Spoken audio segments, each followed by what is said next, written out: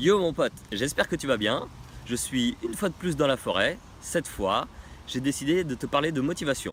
En fait, je me suis rendu compte que pour te parler de motivation, il fallait forcément que je te parle d'objectif. Quelle est la définition d'un objectif?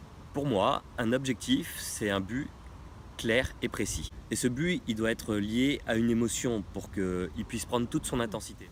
Pour moi, il y a les bonnes émotions et il y a les émotions un petit peu moins bonnes. Les bonnes émotions viennent de toi, à l'intérieur de toi. Les émotions un petit peu moins bonnes viennent des autres. Je vais t'expliquer. Tu es célibataire et tu veux prendre de la masse musculaire parce que tu penses que ça peut te rendre plus heureux. Ta motivation, elle va être au top, mon pote. Tu comprends? Maintenant, tu rencontres quelqu'un. Tu kiffes à mort sur cette personne. Mais tu souhaites pas prendre de masse musculaire. Par contre, cette personne voudrait bien que tu sois balèze. Là, le problème, c'est que ta motivation dépend de cette personne. Ton émotion va être un petit peu plus basse que tout à l'heure et ta motivation va être fortement affectée. Donc tu vas faire des efforts pour plaire à cette personne et imagine, tu te sépares. Tu rencontres quelqu'un d'autre un petit peu plus tard. Qu'est-ce qui va se passer? Cette personne souhaiterait que tu sois super sec. Et toi, comme ton émotion est liée à l'émotion de l'autre, eh ben, tu vas faire un yo-yo.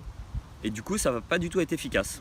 Il va falloir enclencher un processus pour maintenir ta motivation au top et atteindre forcément ton objectif.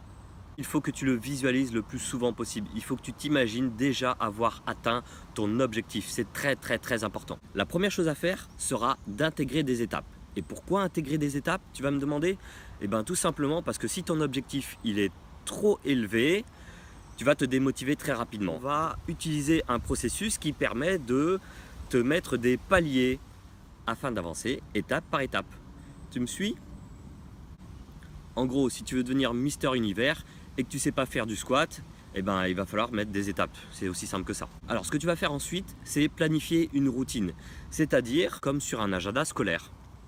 Exemple, le lundi, tu vas bosser tes pecs. Le mardi, tu vas bosser le dos. Le mercredi, les jambes. Et ainsi de suite pour la fin de semaine. Et la semaine suivante, ça va être exactement la même chose.